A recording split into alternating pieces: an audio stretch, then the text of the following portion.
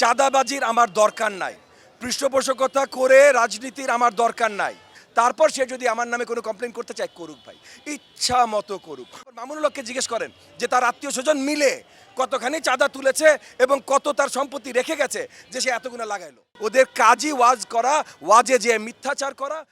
তিন রাস্তার মোড় দিয়ে যে ভ্যান গাড়ির দোকানগুলো বসে আমরা দেখি যে আসলে গণমাধ্যমে যখন নিউজে কাদের ছত্রছায়ায় আবার ভ্যান গাড়িগুলো আসে, এক আর দুইটা হচ্ছে যে ছিনতাই হয় মোহাম্মদপুরে, এটা একটা নিত্যদিনের আসলে ঘটনা।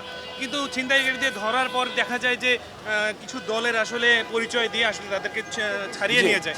এই বিষয়ে আপনি আসলে কি পদক্ষেপ নেবেন? দেখেন, আমি আপনাকে প্রথমেই বললাম আপনাদেরকে যে রাজনৈতিক পৃষ্ঠপোষকতার বাইরে খুব কম সন্ত্রাস হয়।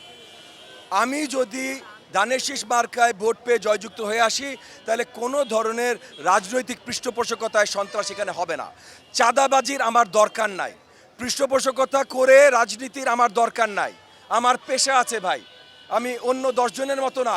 আপনি মামুনুল হককে একটু জিজ্ঞেস করেন তো, মামুনুল হক যতগুলো ব্যানার লাগিয়েছে প্রত্যেকটা রাস্তায়, একটু হিসাব করেন এক একটা ব্যানারের দাম কত, একটু হিসাব করেন। তারপর মামুনুল হককে জিজ্ঞেস করেন যে তার আত্মীয় স্বজন মিলে কতখানি চাঁদা তুলেছে এবং কত তার সম্পত্তি রেখে গেছে যে সে এতগুলো লাগাইলো, একটু জিজ্ঞেস করেন। এই মসজিদের সামনে আমরা দাঁড়ানো, এই মসজিদের সামনে, এই যে মসজিদে যে সে বারবার যে বয়ান দেয়, এই মসজিদের সামনে সে বিশাল ব্যানার লাগিয়ে, বিশাল আপনার কালার কি বলে না, পিভিসি বিলবোর্ড লাগিয়ে লঙ্ঘন করেছে এবং সবার আগে লঙ্ঘন করেছে ভাই, সেইটা আমি আখ্যায়িত করেছি।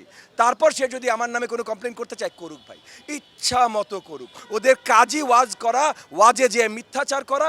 ও এখন ওয়াজের বদলে আপনাদের ক্যামেরাগুলো পেয়েছে, আপনাদের ক্যামেরার সামনে মিথ্যাচার করে যাচ্ছে, করুক ভাই। রাস্তার ভ্যানের কথাটা যদি একটু বলতেন।